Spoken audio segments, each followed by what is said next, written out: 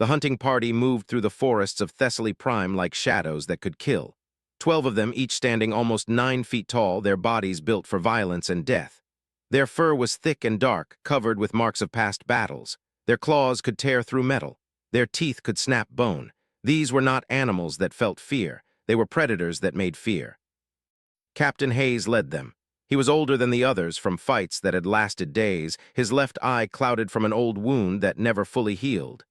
His pack followed him because he was strong, because he was smart, because he had never lost a hunt that mattered. Tonight they hunted humans. The humans had come to Thessaly Prime 3 seasons ago. They called themselves colonists and acted like they owned the world. They built structures of metal and plastic. They cut down the old trees. They set traps in the hunting grounds, traps made of metal and poison and pain. 2 weeks before this night, those traps had caught one of its best hunters, had stepped on a trigger, and metal jaws had closed around his leg. The poison on the metal had burned through his blood and killed him slowly while could do nothing but watch. The humans had done this. The humans had set the trap knowing that hunted in these forests. 4 days ago, the humans had set another trap, this time for the young ones. Barely old enough to hunt, had stepped on the trigger. The explosion had thrown her across the clearing and broken her shoulder. Only luck and her own strength had kept her alive. But she was alive because the humans wanted her to be alive so the trap would work again when she returned. The humans were not just invaders, they were cruel. Tonight, the pack would teach them what cruelty really meant. Raised his arm and the other 11 stopped moving. They were at the ridge overlooking the colony. Below them, the human settlement spread out like prey waiting to be eaten. Lights burned in the structures. Humans walked back and forth inside, completely unaware that death was watching them from the darkness above. Could smell them. His senses were sharp, trained through decades of hunting. He could smell their meat and their sweat and their fear. Most of them were still awake, even though the night was deep. They made noise constantly, the way weak creatures do. They did not understand silence. They did not understand the power of stillness. The captain looked at his hunters. Their eyes glowed in the darkness, a natural bioluminescence that came from deep inside their bodies. They were ready. They were hungry. They were angry in a way that would not stop until humans lay dead. Remembered the old ways. His grandmother had told him stories when he was young about the time before humans came to any world. In those days, the had been supreme. They hunted what they wanted. They took what they needed. They lived by a simple rule: the strong survived and the weak died. There was no cruelty in this. There was only nature. The humans had changed that. They had brought weapons and traps and poison. They had brought the idea that they could take anything they wanted, even if it meant killing creatures that had lived on these worlds for millions of years. Tonight would show them what a real predator did to those who challenged the pack. He growled low and deep in his chest. The other hunters heard the signal and began to move forward. They moved fast now, not bothering with stealth. The time for hiding was over. The time for violence had arrived. The settlement's lights suddenly went crazy. Red lights started flashing. A sound like human screaming came from the structures. They had been seen. The humans knew the attack was coming. Did not care. A pack did not need surprise. They had strength and speed and claws and teeth and the kind of anger that made them unstoppable. The hunters ran down the slope toward the colony. Their feet barely touched the ground. Behind, the other 11 moved like one creature with many bodies. This was what they had trained for. This was why they existed. The first human building exploded outward in a burst of energy. The humans had weapons, real weapons, not traps, energy weapons that burned and cut and killed.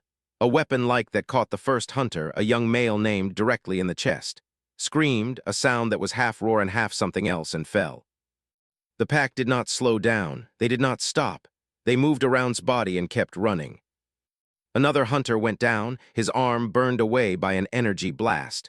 Another fell to what looked like some kind of projectile weapon that punched through his shoulder and came out the other side. The humans were not weak. The humans had weapons that could hurt them. But had not come this far to stop because of weapons. He had come to kill, to destroy, to make the humans understand what it meant to hurt and expect to live. He leaped over a barrier that the humans had put up around their main settlement. He landed inside the compound, and his eyes found moving targets. Humans with weapons, humans pointing those weapons at his pack. Moved toward the nearest human, and the human screamed. It was a real scream this time, not an alarm. It was the sound of something that realized it was about to die. The captain's claws found the human's body. The human's weapon fell to the ground. The human fell a second later and did not move again. Around, the battle raged. Fought humans in hand-to-hand combat. They were stronger, they were faster. But the humans had technology, they had numbers. More and more humans came out of the buildings, weapons ready. Killed 3 more humans, then 4 more, but his pack was getting hurt. The young hunter named Morn had taken a burn wound across his face. Another was bleeding from a deep cut where human metal had found him. They were winning the battle, but victory was costing them. Then heard the sound he had been dreading, the sound of engines. Other humans were coming, humans in metal suits, humans with even bigger weapons. He looked around at what remained of his pack. Of 12 hunters, only 5 remained standing. The others were either dead or too badly wounded to continue fighting. Growled a sharp command. The pack understood. They had to leave, they had to retreat. This victory had become defeat. They turned and ran, carrying their wounded with them. Behind them, the human colony erupted in light and noise. The humans had weapons that could reach far. They fired those weapons as the pack fled into the darkness. But 3 of the young ones were not with the pack when they ran. Realized this when the survivors had made it back to the deep forest, far from human weapons and human light. 3 of his younglings were missing. Morn, and had separated from the main group during the chaos of the battle. Felt the loss through the pack bond, the telepathic connection that linked all. The 3 young ones were still alive. He could feel that much. But they were separated, they were frightened, they were in the human settlement. And had to make a choice. He could accept the loss and lead the survivors back to clan territory. He could follow protocol and let the other hunters go home while he dealt with the consequences of a failed hunt. Or he could do what the old code demanded. The old code that said pack came first. That the alarms in the human settlement had stopped screaming about an hour after they retreated. Now everything was quiet in a way that made people nervous. The kind of quiet that happens after violence, when the danger has passed but the fear has not. Doctor was 57 years old and had stopped worrying about fear a long time ago. She worked in the medical station, which was the safest place in the colony during the attack because nobody was crazy enough to go there. Or so she had thought until Danny Price came running in with blood on his clothes and panic in his eyes. Danny was 18, barely old enough to be on the colony, and he worked as assistant. He was smart and quick but nervous, always looking over his shoulder like something was coming to get him. When he came into the medical station during the attack, had told him to get down and to help her organize the emergency supplies. They might need to treat wounded colonists, and that was more important than hiding. After the attack ended, after they had been chased off and the colony had started putting out small fires, Danny had gone outside to check the perimeter. That was when he found them. He came back with his face completely white and his hands shaking. The 3 cubs were in the storage area behind the main medical building, he said. Young, maybe separated from the main pack, maybe dying. Had wanted to laugh at the cruelty of the situation. The humans had just been attacked by, and now one of their own citizens wanted her to help treat injuries. It was absurd. It was impossible.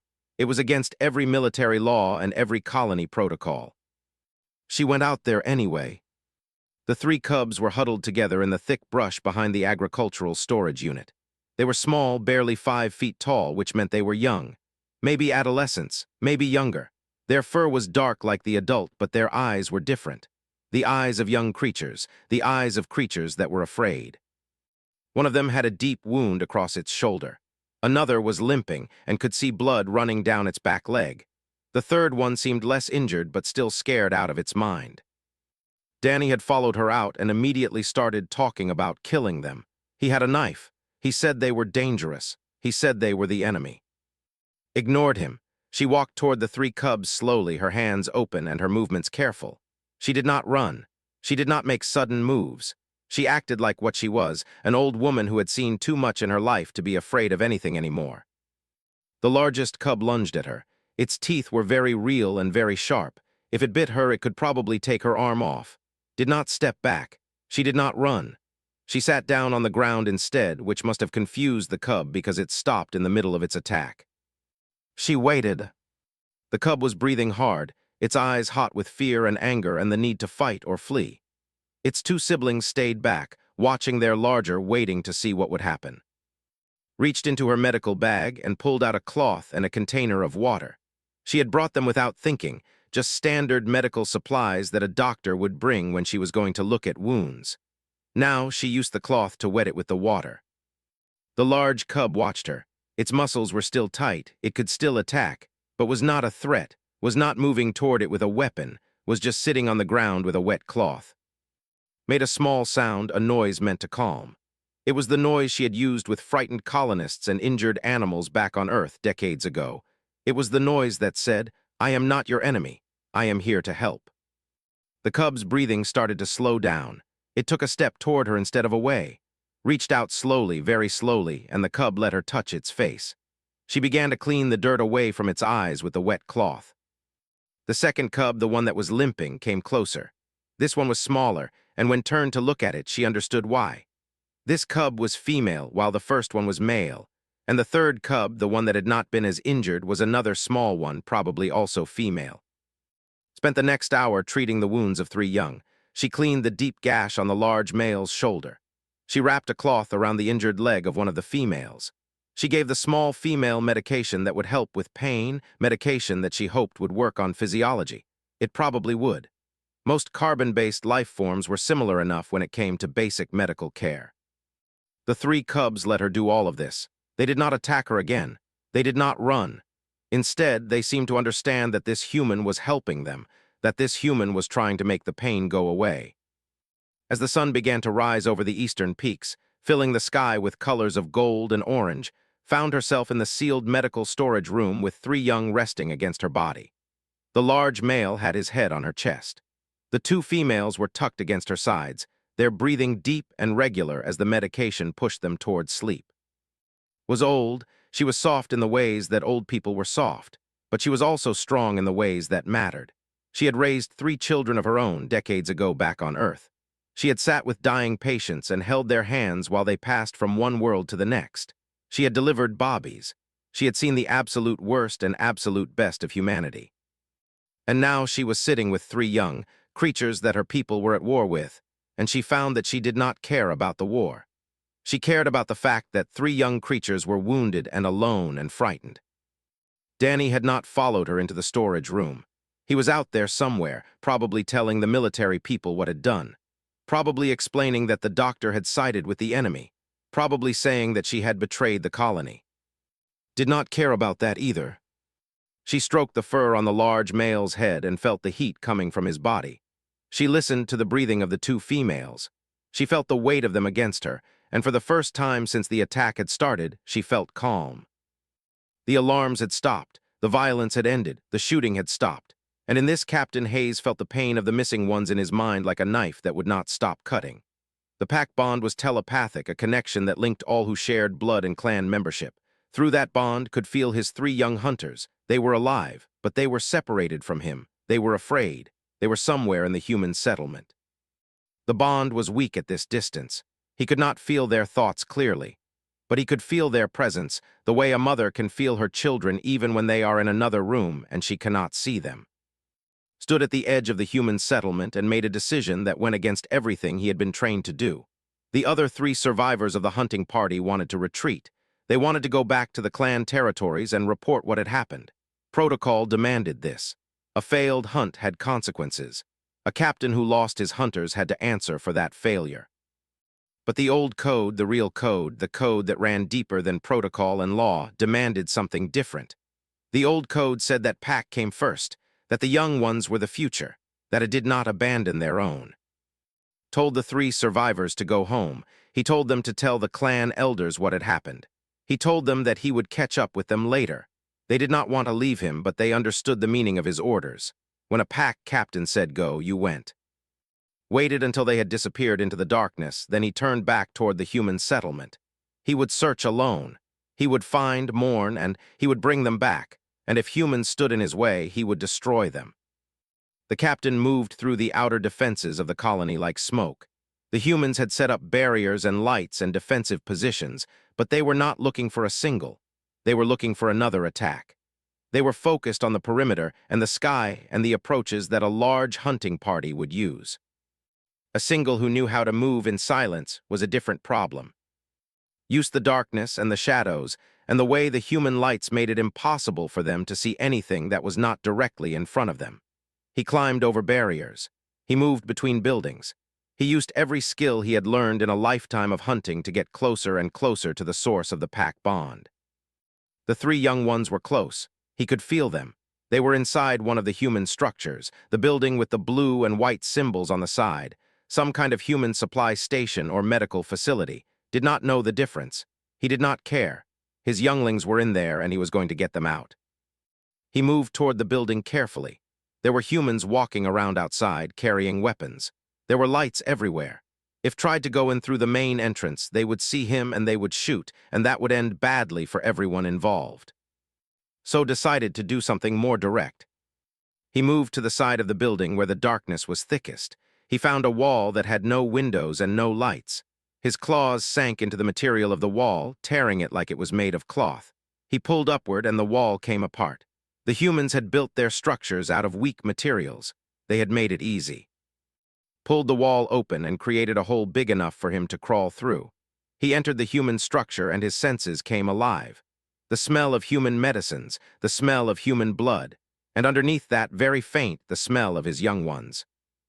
He moved through the building following that smell. His eyes adjusted to the dim interior light. He passed through corridors and chambers, moving deeper inside the structure, getting closer and closer to the source of the pack bond. Then he found them. His three missing hunters, were resting against a human, an old female human with gray hair and a lined face. The old human was sleeping, and his three younglings were sleeping against her, nestled against her body like they had found some kind of safety in the presence of this creature.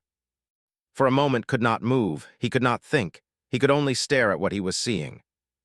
The old human woke up first. She opened her eyes and looked directly at him and saw something in those eyes that he did not expect to see.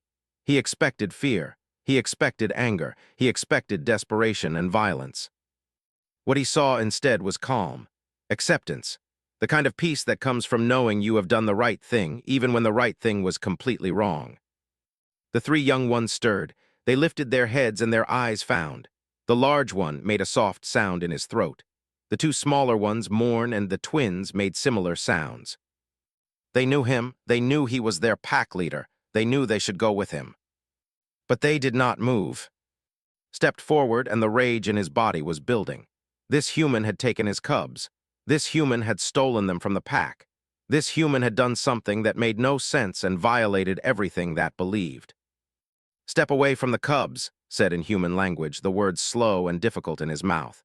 He had learned human speech from a trader years ago, had learned it to negotiate and intimidate. Now he used it to deliver a threat. "Step away and you will have a quick death. Keep them and I will teach you the meaning of pain." The human woman did not move. She did not stand up. She did not run. She stayed exactly where she was, with three young ones still resting against her. "They were wounded," the old human said. Her voice was soft. Her words were simple. Had not slept in the way that normal people slept. She had drifted in and out of consciousness, her body tired but her mind too alert, too aware of what was happening around her. She had sat in that corner through the entire night with three cubs breathing softly against her body, their warmth pressing into her from all sides. She had hummed old songs from Earth, songs that her mother had sung to her when she was young. She had stroked the fur on their heads and felt the texture of it, so different from human hair, but somehow similar in the way it responded to touch. She had felt the bioluminescence in their fur pulse and fade as they dreamed, their bodies glowing in patterns of blue and green and purple in the darkness. The colony had gone quiet around midnight. The alarms had stopped. The sound of weapons had stopped. The screaming had stopped. The attack was over. They had retreated back into the wilderness, back into the forests where they belonged. But knew that the story was not finished. She knew that the three cubs resting against her chest would be missed. She knew that when they realized three of their young were missing, they would come looking, and knew what would happen when that search led to her door. She would be standing between a frightened old woman and three young aliens, with only her body and her conviction that mercy was a more powerful force than revenge. So stayed awake. She watched the darkness and waited. She held the three cubs close and knew that the morning would bring a choice that could not be avoided. The first light of dawn was breaking across the eastern sky in shades of red and gold when the door to the medical storage room exploded inward. Hayes filled the doorway with his massive body. His face was twisted with rage. His claws were extended.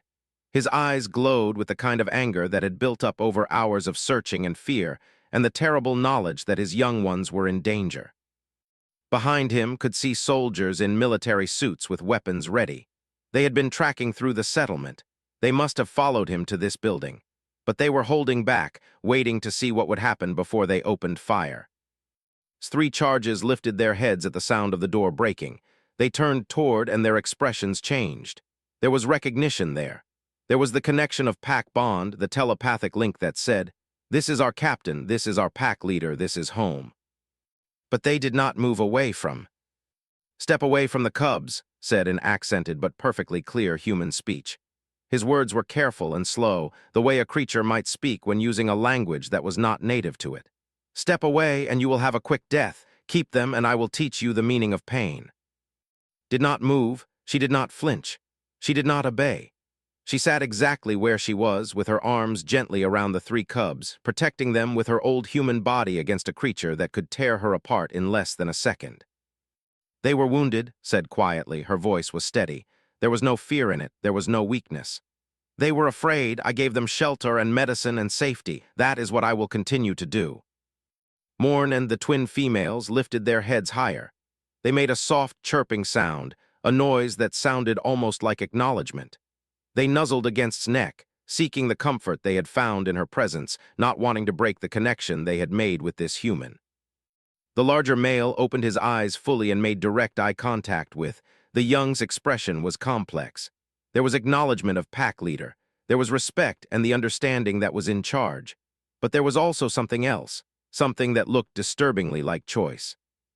Took a step forward, every muscle in his body was coiled and ready to attack. His claws flexed. His breathing was heavy. He had killed humans before. He could kill this one. It would be easy.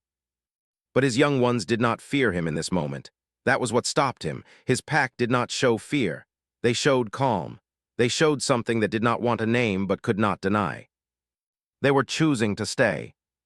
The captain stood frozen at the threshold between violence and something else. He was still angry. The rage was still burning in his blood. But beneath the rage was another feeling, something that rarely experienced, something that their society did not value. Confusion. This old human female had no weapons. She had no armor. She had no ability to defend herself or the cubs if decided to take them. And yet, she sat there without fear, without aggression, offering nothing but her body as a shield and her words as a protection. In all of his hunting, in all of his battles, had never encountered an enemy who did not fight back. Violence was the language he understood. Strength was the only argument that made sense in his world. But this human woman was teaching him a different language. A language that had no words for fear or weakness, but instead spoke only of protection and sacrifice. Behind, the soldiers were moving. They were raising their weapons. They were preparing to fire on the captain if he made any aggressive move toward or the cubs. Could feel the change in the air as the humans prepared for violence. "Stand down," said, not turning around. He was still looking at his 3 young ones nestled against the old human's body. "Stand down or your colony will burn." The soldiers hesitated. They understood the threat. A captain could indeed burn their colony. One, moving fast, could kill many humans before the humans could stop him. But was not moving, was standing completely still, his eyes fixed on the impossible scene in front of him. Met his gaze without looking away. She did not try to smile. She did not try to appear weak or helpless. She simply sat there, holding 3 young, and waited for to decide what came next. The sun continued to rise over the eastern peaks. The sky was filled with colors that seemed to have no names. Gold and crimson and orange and colors that existed somewhere between, colors that appeared only at dawn and dusk, colors that marked the boundary between night and day. In that light, Hayes made a choice that no captain had ever made before. He lowered his claws. The soldiers behind him gasped. They did not understand what was happening. A warrior was supposed to fight, were supposed to take their young and leave, were supposed to respond to any threat with violence. But was doing something different. He was accepting something that his entire species said was impossible. He was accepting mercy. "We will negotiate," said in human language. His voice was hard, but the rage was gone. "The cubs stay here under human protection, but I will have access to them, and there will be peace between the settlement and the forest." Nodded, she understood what was saying. She understood what he was giving up. The agreement was struck with ceremony and witnesses, the way important things are done in worlds where violence has defined everything up until that moment. The clan sent a delegation to the human settlement. 7 of them, all elders and warriors of high standing, came out of the forest and walked into the colony under a flag of truce. The colony sent representatives from the governing board and the military. It was a strange gathering. The humans stood on opposite sides of a room with tables and chairs between them, and they discussed the future. Neither side had wanted this negotiation. Neither side had planned for it, but both sides had come to understand something fundamental about the world they shared. 3 young had been abandoned and wounded in the aftermath of violence. An old human woman had treated them as if they were her own blood, protecting them from harm with nothing but her body and her conviction. And a captain, a creature of violence and war, had chosen mercy instead of revenge. That story would change things. The agreement was simple. Doctor would continue to care for Morn, and the 3 cubs would live in the settlement's expanded medical facility. They would learn human language and human culture. In exchange, the clans would observe a neutral border. No more attacks on the colony, no more claims of vengeance for the dead. But there was something more important than the agreement written in words. There was the agreement written in actions and choices. There was the proof that violence was not the only answer, that strength could be shown through mercy, that a future was possible if both sides chose to make it. The story of what had done would spread through both territories. Humans would tell the story of the old doctor who protected cubs when she could have turned them over to the military. Would tell the story of the captain who chose not to attack when he found his young ones in human hands. And both stories would say the same thing: there is another way. The first month after the agreement was the hardest.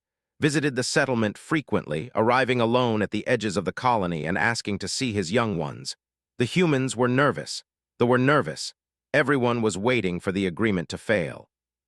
But it did not fail. Would sit within the quiet hours before dawn, watching the 3 cubs through the observation window of the medical facility. They were learning to walk like humans sometimes did, standing upright even though their body structure made it awkward. They were learning to read human symbols on the walls. They were learning human sounds and human ways. And they were still, their claws still extended when they were excited. Their eyes still glowed when the light was dim. Their fur still rippled with those bioluminescent patterns. They had not become human. They had become something new, something that existed between worlds. On one such morning, as the sun painted the sky in brilliant shades of gold and orange, turned to and spoke words that no had ever said to a human. "You saved them when you could have let them die," said. His voice was rough with emotion that his kind rarely showed. "You protected them when you could have destroyed them. When your people fought mine, you could have turned the young ones over to your military. You could have used them as prisoners of war. You could have executed them as threats to your settlement." Sat beside the powerful alien, and she listened to every word. "But you did not," continued. "You treated them as if they were your own blood. You treated them with mercy that we do not deserve. My pack came for blood. You offered life instead. That is a power greater than any weapon we have ever created." Smiled at the ancient predator sitting beside her. She understood what was saying. She understood what it cost him to say it. "They were young," said. "They were hurt. That was all that mattered. They were young and they needed help. The rest of it, the pack and the clan and the species differences, none of that matters when a young creature is suffering." Looked at the 3 cubs inside the medical facility. They were playing together now, their young bodies full of energy and joy, was pretending to hunt while Morn and ambushed him from different angles. The game was rough, the way games were rough, but there was laughter in it. There was the sound of young things finding happiness. "In the old days," said, "we did not think about mercy. We thought about survival. We thought about pack and clan and territory. We thought about who was strong and who was weak. We did not think about the possibility that strength could exist in compassion." He turned back to, his face was hard, but his eyes were thoughtful. "You have shown us something new. You have shown us that there is another way, and that is perhaps the greatest victory one species could give to another. Not the victory of conquest, but the victory of showing them who they could be if they chose to be different." Reached out and placed her hand on his arm. His fur was thick and warm. His muscles were hard as stone. He was still a predator. He was still dangerous, but something in him had changed. "Your young ones will grow up knowing both worlds," said. "They will know what it means to be and what it means to have been protected by humans. They will be a bridge between our peoples. They will help us understand each other." The months turned into years. The three cubs grew from small adolescents into young adults that stood almost as tall as himself. They learned to read and write in human language. They learned human mathematics and human history.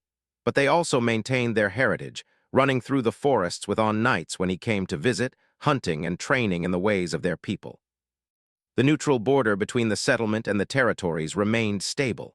There were conflicts sometimes, small disagreements about hunting rights and territorial markers, but they were resolved through negotiation rather than violence. The humans and the had learned to talk to each other.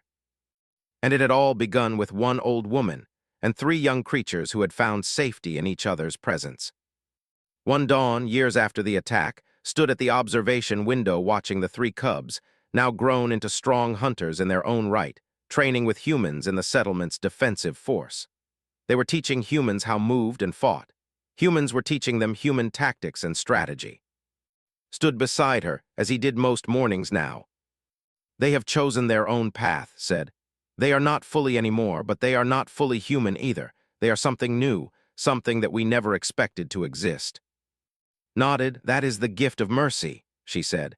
"It creates possibilities that violence never could. It opens doors that were supposed to be locked forever." The sun rose over the eastern peaks in colors of gold and crimson, the same colors it had shown on that first dawn when a captain had chosen not to kill. And stood together in the quiet of the early morning, an old human woman and an alien warrior, watching the future they had created together. Behind them, inside the settlement, three young creatures who belonged to neither world but to both stood ready to greet the new day. And in the light of that dawn, it seemed possible that peace was not just a word written in agreements. Peace was something real, something solid, something that could be built one choice at a time, one act of mercy at a time, one moment of choosing compassion over violence. The pack had come for blood. They had found instead the one thing that no weapon could ever provide, the proof that a better way was possible. And that proof would echo through the generations, reminding both humans and that strength was not about how hard you could hit. Strength was about knowing when to stop hitting. Strength was about choosing to protect instead of destroy. Strength was about seeing the person in front of you, regardless of their species or their shape, and choosing compassion anyway. His three young ones. He was trusting a human female to care for creatures that belonged to his pack. He was choosing the future over the past. And in that choice, something fundamental shifted in the world. Afraid, I gave them shelter and medicine and safety. That is what I will continue to do. Had killed humans before, he could kill this one. It would take less than a second. One leap and his claws would tear through her body. She was weak. She was fragile. She would fall. But his young ones would feel that through the pack bond. They would experience his violence through the telepathic connection that linked them, and they would learn that violence was the answer, that death was the solution, that their captain had destroyed the only being who had protected them when they were lost. Took another step forward.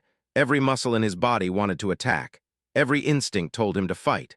But something else, something older and deeper than instinct, held him back. He looked at his three young ones.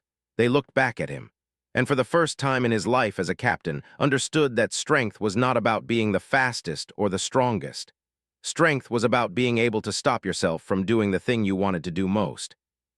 Outside the building, the sun was beginning to rise over the eastern peaks, painting the sky in shades of gold and crimson. The new day was coming, and on the edge of that new day, a captain had to make a choice that would change everything. Moment in this sealed room with three frightened young creatures sleeping against her chest, there was peace. Did not know what would happen next. She did not know if this moment would create a disaster. She did not know if she was making the biggest mistake of her life or the best decision she had ever made. But she knew that these three young had needed help, and she had given it to them. She knew that they were safe now. She knew that in a moment of violence and fear and anger, she had chosen mercy instead. And that was enough. Young ones were the future, that no was left behind.